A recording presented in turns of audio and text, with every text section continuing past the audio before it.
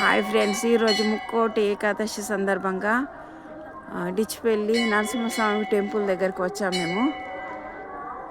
ఇక్కడ వైకుంఠ ద్వారము ఏర్పాటు చేశారు. ఇందులోంచి స్వామివారిని దర్శించుకోవాలి. ఇలా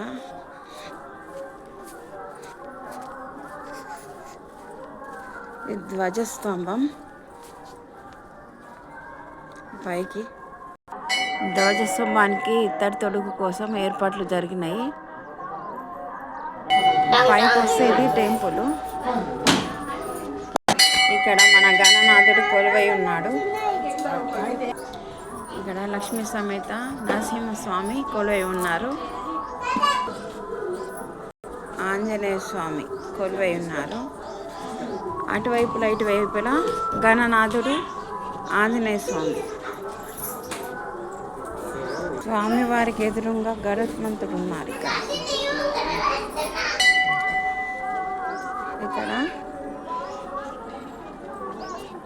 బయట చక్కగా ఉంది కదా, ఇక్కడ ప్లేస్ మంచిగా ఉంది. ఇక్కడ చెరువు ఉంటుంది. చెరువు పక్కకే ఉంటుంది టెంపుల్. ఇది నరసింహస్వామి టెంపుల్.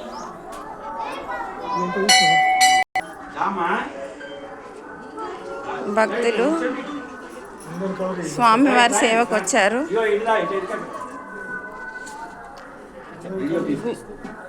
గుడి అర్చకులు వీరు. స్వామివారు గుడి అర్చకులు పంతులు గారు. శ్రీ లక్ష్మీ నరసింహస్వామి దేవతాభ్యో నమః.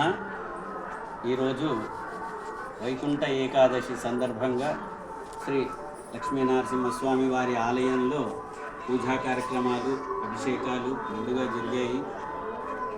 ప్రజలందరికీ ఆ లక్ష్మీ నరసింహస్వామి కృపా కటాక్షాలు నిండుగా ఉండాలని, అందరూ సకుటుంబ సమేతంగా ఆయు ఆరోగ్య ఐశ్వర్య సిద్ధార్థాలై ఉండాలని, అందరూ బాగుండాలని, సకల ప్రాణకోటి ఆయురారోగ్యాలతో ఉండాలని, అందరికీ స్థిర ఉద్యోగాలు, స్థిర వ్యాపారాలు, స్థిర గృహ కళ్యాణాలు, స్థిర అష్టలక్ష్మి కృపా కటాక్షాలు అందరికీ అందాలని సవినయంగా ఆ స్వామి వారిని ఈరోజు వేడుకుంటూ వచ్చిన భక్తులందరికీ కూడా తీర్థప్రసాదాలు అందిస్తున్నాము.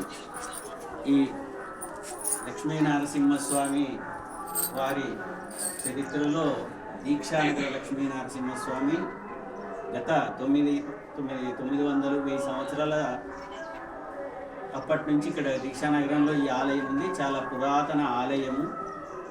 ఈ ఆలయాన్ని ఆ కిల్లా రామాలయము అనేటువంటి ఆలయంలో అది నరసింహస్వామి కోసం నిర్మించబడింది. కానీ ఆ ఆలయానికి గోపురము లేక ఆ శిల్పి మధ్యలో గతించడం వల్ల ఈ నరసింహస్వామిని ఆ కిల్లాలో కూర్చుండబెట్టలేక ఇక్కడ ఉండిపోయింది. తర్వాత కొన్ని అనివార్యాల కారణంలో ఇబ్బందులతో దాంట్లో రాములవారిని కూర్చోబెట్టారు. అది రామస్వామి ఆలయం ఇప్పుడు. అందుకని ఈ లక్ష్మీనరసింహస్వామి ఆలయాన్ని ఇక్కడ ప్రత్యేకంగా నిర్మించడం జరిగింది. ఇది పురాతన ఆలయం. జయ లక్ష్మీ నరసింహ, జయ జయ లక్ష్మీ నరసింహ.